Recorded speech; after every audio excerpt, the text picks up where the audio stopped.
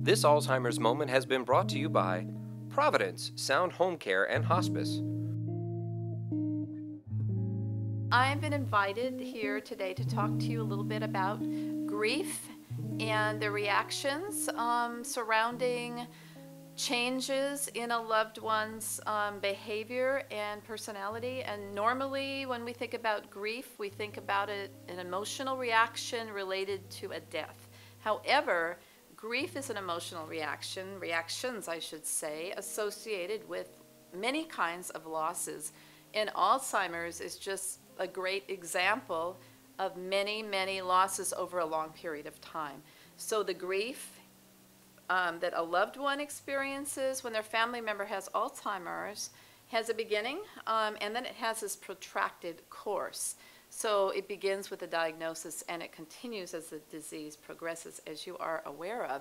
And each time there is a loss of functioning or a change in personality, there's a loss that the family member experiences, a loss of something they had in the past, a loss of something in the present, an anticipated loss of further changes in the future. I've sort of given you an introduction about the emotional reactions involved in grief, and they run the gamut from anxiety to fear to anger to guilt, depending on your relationship with the person and the circumstances that come up along the way.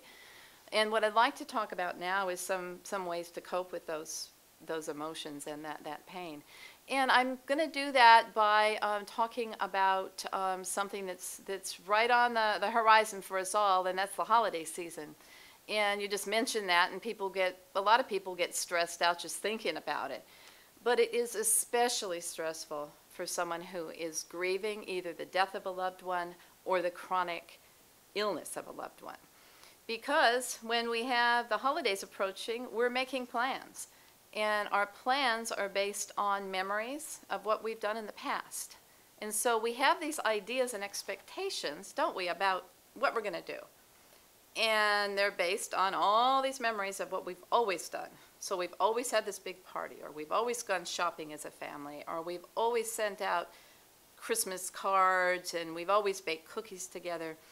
But when you are dealing with a loved one who has Alzheimer's, let's say that person was a main person in this family activity, and they no longer can participate in that, you have to do something that's different. If you try to get that loved one to participate in that activity and they're not able to, you're going to have some problems, as I'm sure you all have experienced when you try to do that. And sometimes the behavior is very unpredictable, and you may find that other members of your family are maybe not in agreement with you as far as what you should do during the holidays.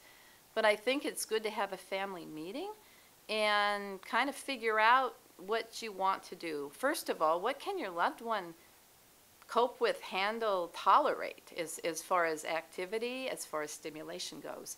And it might be, if they're in a facility, it might be you have to just be with the person in the facility and do something very simple.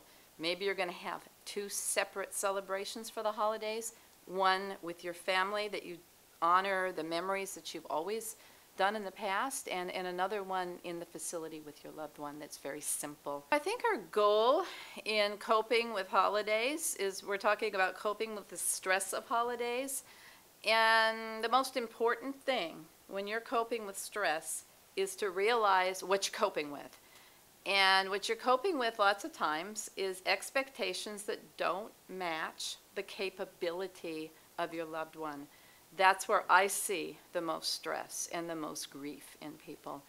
And so it's really important to know what your loved one is capable of. I'll give a personal example. My mom had dementia, and I would try at first, when she was first diagnosed, to include her in big gatherings. I wanted her to have dinner with a big group of people.